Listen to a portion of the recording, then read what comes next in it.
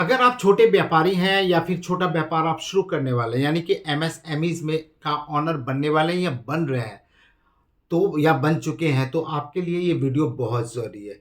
क्यों मैं ऐसा कह रहा हूँ? क्योंकि रिज़र्व बैंक ऑफ इंडिया एक ऑनलाइन पोर्टल लेके आया है जिसका नाम मैं अभी बताने वाला हूँ, लेकिन उससे पहले हमें ये देखना है कि एमएसएमईज़ होते क्या हैं, कौन-कौन से कैटेगरीज़ इसमें आते हैं।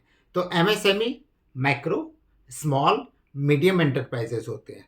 अब इसका तीनों तीनों का अलग-अलग पार्ट होता है। आप सपोज़ कीजिए कि 2.5 करोड़ तक का आपने इन्वेस्टमेंट किया और 10 करोड़ तक का आपका टर्नओवर है, तो ये मैक्रो एंटरप्राइजेज होता है। स्मॉल में जो है आप 25 करोड़ तक का इन्वेस्टमेंट कर रहे हैं और 10 करोड़ के बदले 100 करोड़ का आपका जो है टर्नओवर है, तो वो आपको स्मॉल में आ गया। मीडियम में होता है 125 करोड़ का अगर आपका इन्वेस्टमेंट है और 500 करोड़ के आसपास का आपका अगर टर्नओवर है साल का, तो वो आपके स्मॉल में एंटरप्राइजेज में आ गया। तो सबसे पहली बात में एमएसएमई हमने समझ लिया। अब क्या है ये रूल, क्या है ये पोर्टल, क्या लेके आया आरबीआई, उसके उसके बारे में भी जानेंगे। लेकिन उससे पहले एक और चीज़ समझ लेते हैं कि एमएसएमई का इंडिया में क्या कंट्रीब्यूशन है। तो एमएसएमईज इंडिया में जो जीडीपी है, जीडीपी में एमएसएमईज का 30% का कंट्रीब्यूशन अराउंड होता है। 30% के आसपास जीडीपी का के ग्रोथ में एमएसएमईज का कंट्रीब्यूशन होता है, बहुत बड़ा है। अब अगर आप एक्सपोर्ट की बात करें, सिर्फ एक्सपोर्ट की बात करें, जो कि माल आता है जाता है अलग अलग देशों से, तो अगर एक्सपोर्ट की बात करें तो उसमें 45% के आसपास जो है कंट्रीब्यूट करता है एमएसएमईज, ऑलमोस्ट 50%, जो कि बहुत बड़ा इसमें कंट्रीब्यूशन है। तीसरी बात करते हैं कि जो जॉब्स हैं, जो जॉब क्रिएटर्स हैं, उसमें सबसे बड़ा नाम जो है एमएसएमईज का होता है। यानी कि छोटे व्यापारी जो हैं, छोटे बिजनेसमैन जो है, वो सबसे ज़्यादा जॉब जनरेट करते हैं इंडिया के लिए, तो इनको जॉब क्रिएटर भी कहा जाता है एमएसएमईज को। एमएस इसका मतलब ये हुआ कि एमएसएमईज जो है वो बैकबोन है इंडिया का। अगर बैकबोन किसी को कहा जाता है तो वो एमएसएमईज को कहा जाता है, और ये गांव तक फैला हुआ है। हर गांव मोहल्ले, छोटे टियर 4, टियर 3, टियर 2 सिटीज़ में हर तरफ फैला हुआ है एमएसएमईज। तो ये बहुत ही, जैसे मैंने बताया कि बैकबोन है इंडिया का, तो ये बहुत ही इम्पॉर्टेंट है इंडिया के लिए एमएसएमईज। अब रिजर्व बैंक ऑफ इंडिया की बात करते हैं। रिजर्व बैंक ऑफ इंडिया एक ऐसा पोर्टल जो कि पहले से था उनके पास, लेकिन उसको एक स्ट्रांगनेस दिया है, एक पॉजिटिवनेस दिया है, एक स्ट्रेंथ जिसको कहते हैं, आप स्ट्रांग बनाया है उसको, उस पोर्टल को, वो लेके आया आरबीआई। उसका नाम है ट्रेड रिसीवेबल डिस्काउंटिंग सिस्टम।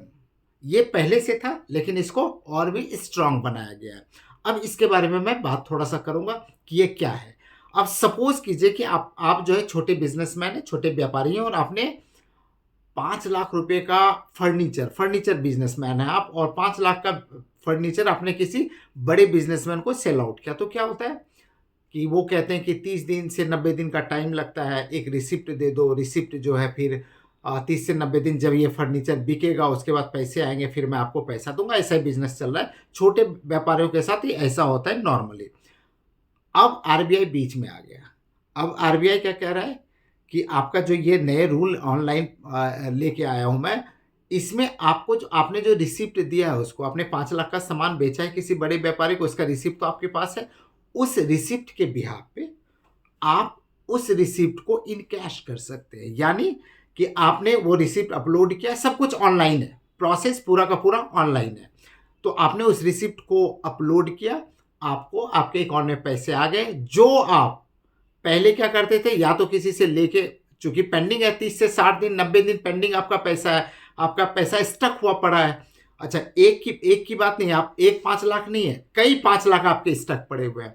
जितने भी रिसिप्ट आपने काटे हैं वो आपके स्टक पड़े हुए हैं। या तो आप किसी से बड़े रेट ऑफ इंटरेस्ट पे कैश लेते हैं, या फिर आप किसी से इंतजाम करते हैं, या फिर अपने कैश जो रखे होते हैं उसका यूज आप करते थे। लेकिन अब ऐसा नहीं है। आरबीआई बीच में आने के बाद जो ये पोर्टल ओपन हुआ है, जो पोर्टल आपको स्ट्रांगनेस देगा, वो क्या होगा कि आप उस रिसिप्ट के बिहाफ पे, जितना आपका रिसिप्ट है, उस रिसिप्ट के बिहाफ पे आप कैश ले सकते हैं ऑन स्पॉट।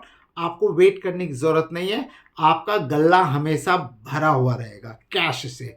आप उसको फिर बिज़नेस में लगाएँगे और मल्टीपल जो है जो आप सामान बेचेंगे उसमें बहुत सारे पैसे आप अर्न कर सकते हैं। यानी कि ये जो बैकबोन है इंडिया का वो और भी अच्छा होने वाला है, उसमें एक पावर मिलने वाला है।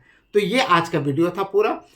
मैं आपसे रिक्वेस्ट करूँगा, क्या आपको ये वीडियो पसंद आया? अगर वीडियो पसंद आए तो लाइक कीजिए, शेयर कीजिए और हर एक छोटे व्यापारी के साथ इसको शेयर कीजिए। क्योंकि मुझे लगता है ना कि ये ऐसे वीडियो बहुत कम बनते हैं यूट्यूब पे और हर एक के पास ये जाना चाहिए, उनको नॉलेज होना चाहिए। ऑनलाइन आप चेक कर सकते हैं क्या है ये और हमारे वीडियो को पसंद ज़रूर कीजिए। थैंक यू, आज का वीडियो यहीं तक था।